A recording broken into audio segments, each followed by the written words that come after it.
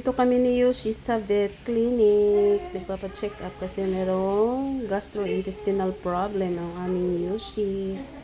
Pangalawang balik na namin ito. May gamot na siya. Chinek na lang kung may improvement ba. Pero okay na siya ngayon. Hello mga kamers! Good morning! So today is Tuesday. It's June 16. Time flies so very fast. So grabe ang bilis ng panahon. So I am here again. So busy day. So ang init ngayon dahil summer na here in Korea. So mainit na siya. Actually hindi pa talaga yung pinaka kasagsagan ng summer. So we are here expecting the humid and heat wave. So sana hindi matuloy, pero yun ang mga balita sa aming weather forecast na aabot doon ng 40. So siguro napansin ko to mga almost 10 years na tuwing magsa-summer ganito na talaga kainit. Kasi dati, nung pagdating ko dito sa Korea, ang pinakamainit ay nasa 28, mainit na yan, 29, 30, pinakamainit na yan. So, pero ngayon, wala na. Grabe na talaga ang pinagbago ng kumbaga, yung climate change, kumbaga. So, yun. So, di naman pwedeng di tayo magtrabaho kahit mainit. So, maghanap na lang tayo ng paraan para makasurvive tayo sa init at hindi maabala ang ating mga gawain. And of course, ingatan din ang ating mga during the summer time, ingatan natin ang ating mga kalusugan. So, uminom tayo ng maraming tubig. Pag sobrang mainit, wag na natin salubungin yung sobrang init. Kumbaga, pwede naman magpahinga lang din, ganon. So, iwasan ang maglalabas-labas. Kasi sobrang mainit. Maraming last year, maraming na heat stroke dito sa Korea. Nakakatakot po, kaya kailangan lang nating mag-ingat.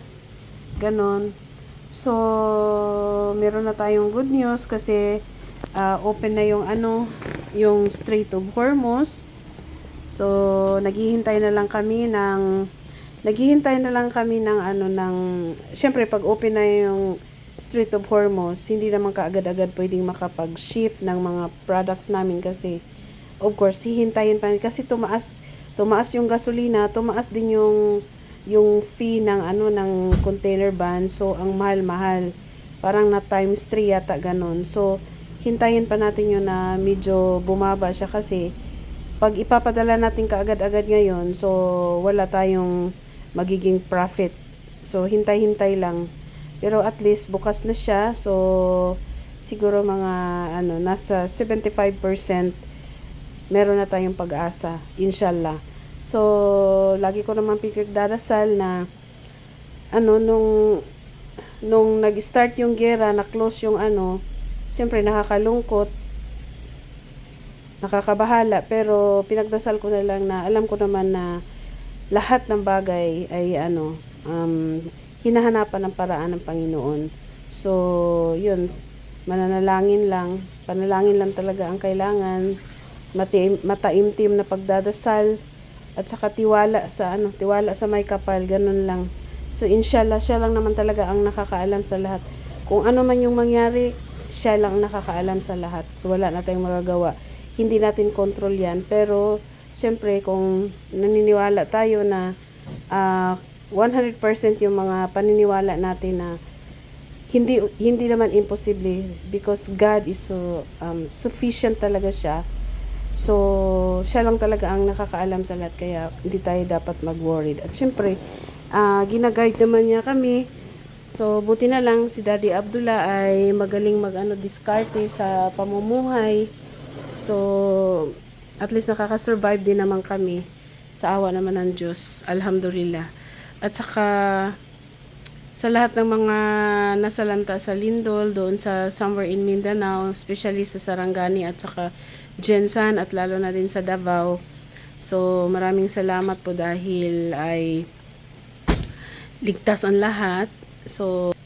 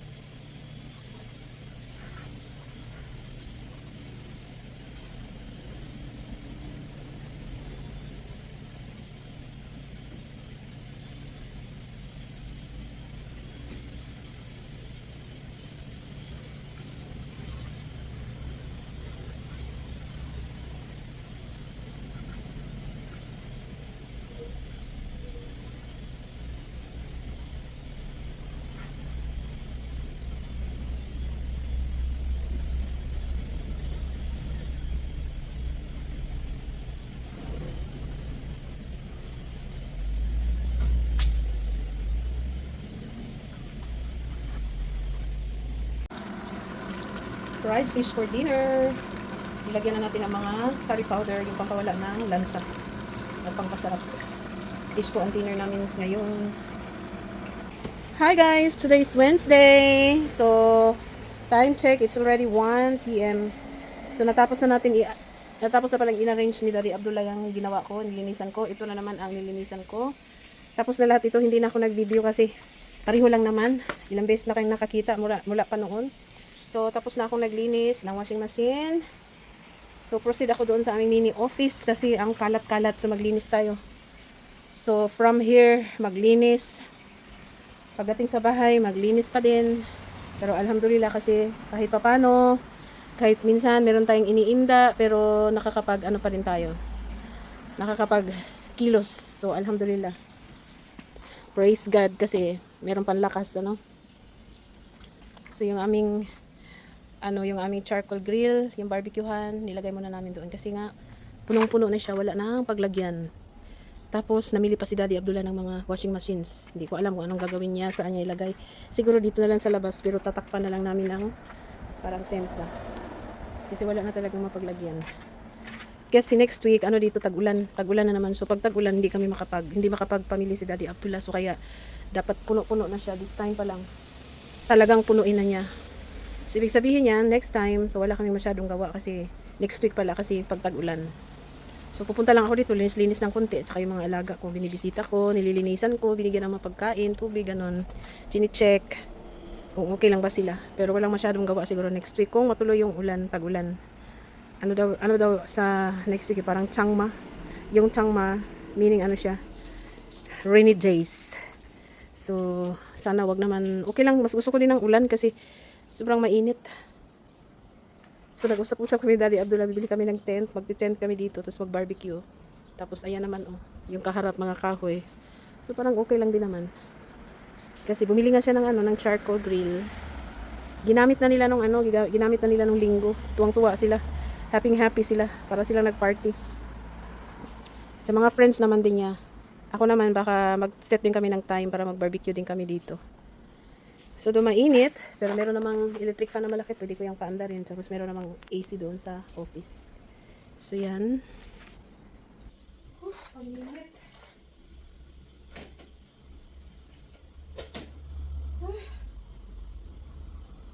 Hindi tayo naka-off yung aircon kasi walang tao. Parang namula na naman yung mukha ko. Takot ako pag namula yung mukha ko kasi umaakit yung tumataas yung dugo natin. So, naglinis ako dito kanina, kaya lang. Tinawag ako ni Daddy Abdullah, kaya stop ang ating trabaho. Ang daming utos din eh.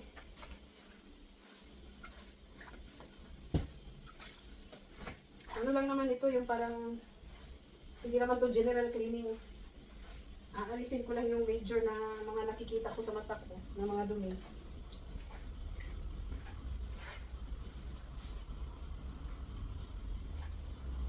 Kasi tatanggalin pa itong ano, tanggalin yung itong carpet kasi lalabahan kasi mainit na nga. Ito pala yung ginamit namin na dati sa bahay. So ibalik namin ito sa bahay kasi kailangan ko din ng printer doon. Tapos yung malaki na pinakita ko sa inyo hindi namin tinuloy kasi hindi siya gumagana. Sikanhan lang kasi yun. So ito, brand new talaga itong binili. So okay yung ano. High-tech. Sunshine, sunshine, sunshine. I think I found it now. What I've been looking for. Isn't it beautiful? It's got my head all up in the clouds. I think I found it now. Yeah. Everything I want might be a miracle. I know I'm never coming.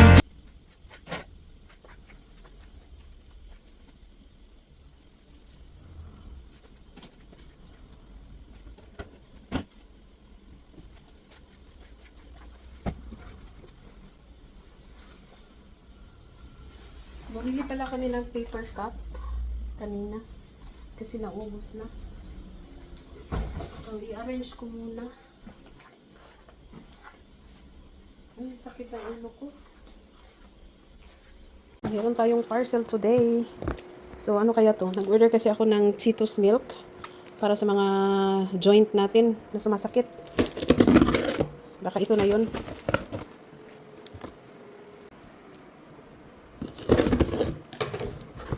Ito na nga. Ano siya?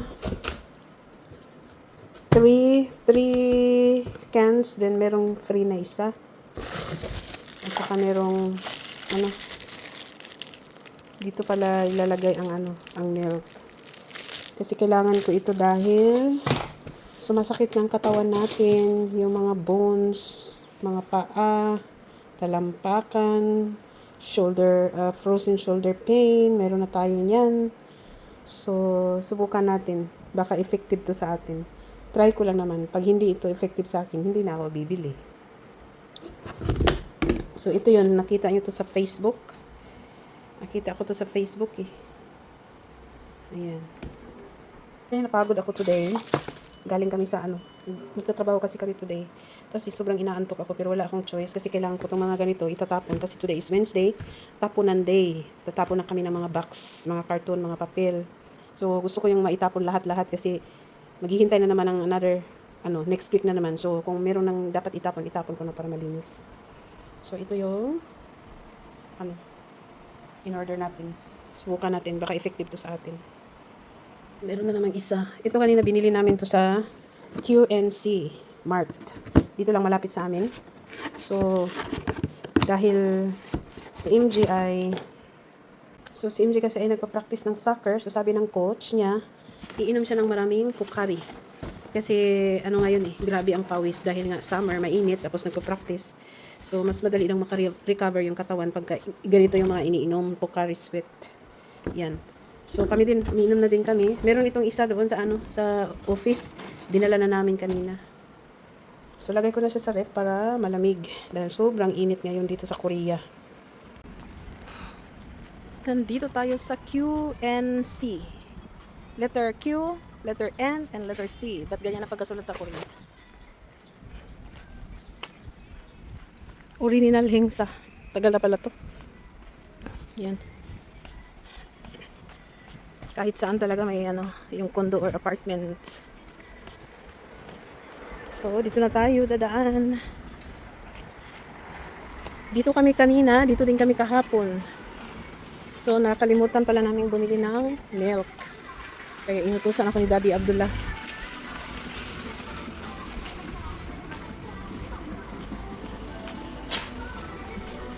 Pasok tayo.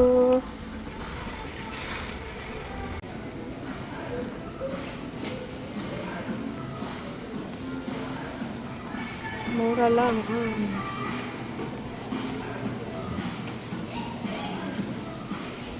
Saan ba yung milk?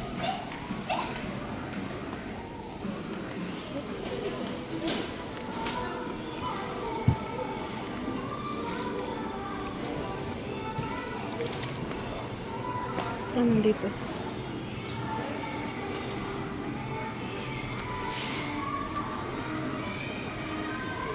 Parang nasa New Zealand lang ako.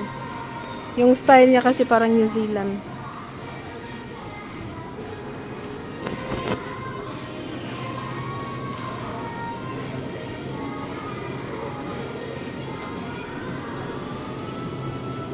Wala si